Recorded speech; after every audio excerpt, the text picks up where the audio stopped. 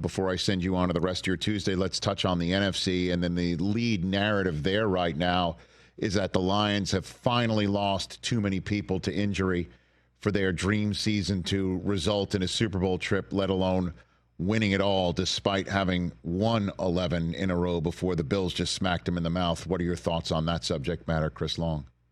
Well, you still got to outscore them.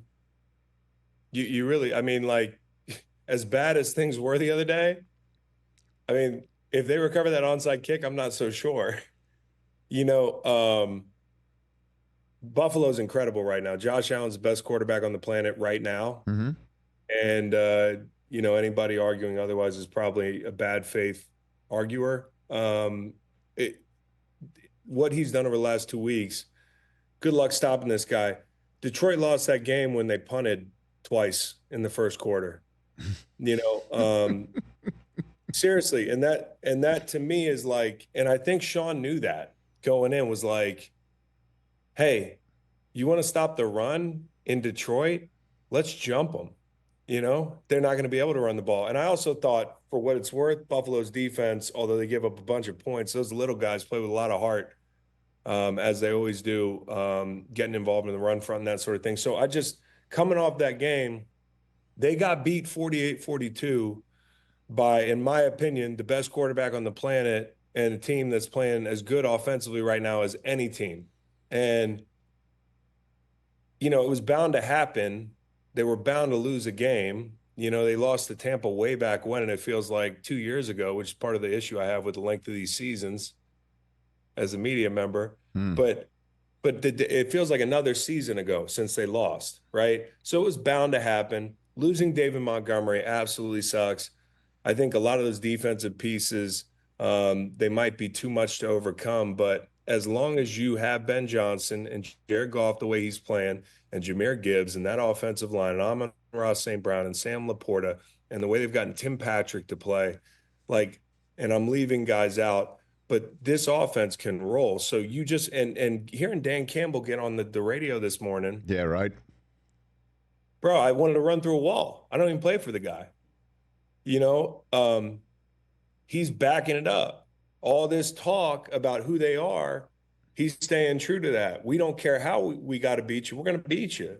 And I believe in that guy that you got up on the screen right now a great deal. And I never played for him, but I got a lot of respect for what they built. And I feel like you can never count them out. But the injuries are mounting to the point where if you ask me who the best team in the NFC is right now, I would say Philly. It just is what it is. The roster is so good top to bottom, and they're healthy. So if you asked me 6 weeks ago, I would have said Detroit. But things change. Detroit's injuries, to lose Carlton Davis to a broken jaw, Lee McNeil to an ACL, Anzalone, who they'll get back, Hutchinson, who says he'll come back if they go far enough. But, forget about, talking about the playoffs. They got to beat Minnesota. They could be a wild card team. I know. It's crazy. It is. They could have to go play the Rams. Oh, that's right. So the road could be very hard, but I would never count that group out.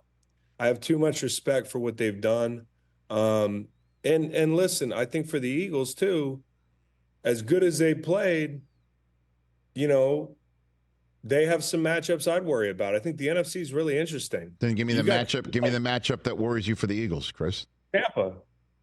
Huh. Tampa worries me. Tampa, they don't scare me. It's not like I'm up at night thinking about the Bucks. But Tampa's always posed a threat. McVay's already had a look at you, although the Eagles ran the ball up and down the field on LA, and I think that front's not going to gain 30 pounds a man.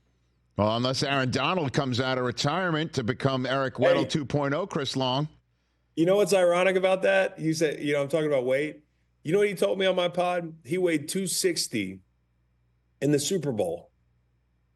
That's crazy. That's like what I played at. And he's forklifting giant guards. That had to be one of the strongest individuals pound for pound that ever played the game. But the point I guess I'm making is I just don't know if the Rams are built the right way up front. But something about Todd Bowles, he kind of had the Eagles' number. I mean, it's not an opinion, it's fact. That's the last Eagles loss of the season was against Todd Bowles, and the last loss of last season for the Eagles was against Todd Bowles. So I understand where you're going. Another prior playoff loss as well down in Tampa. That's right. Before the Super Bowl season. So yep. And the offenses kind of look hapless in those situations, and defenses looked outmanned. But a lot's changed for that defense. So I'm just saying, I'm making a case for why it's kind of wide open, and I think that's a lot of fun. Like, look at the NFC, look at the wild card teams, Green Bay, Minnesota as it stands right now. Like, there are some scary teams. Washington. I mean, although Washington, they've lost too many guys outside, I feel like. Okay. Catch the Rich Eisen Show every single day on the Roku Channel, 12 to 3 Eastern, for free.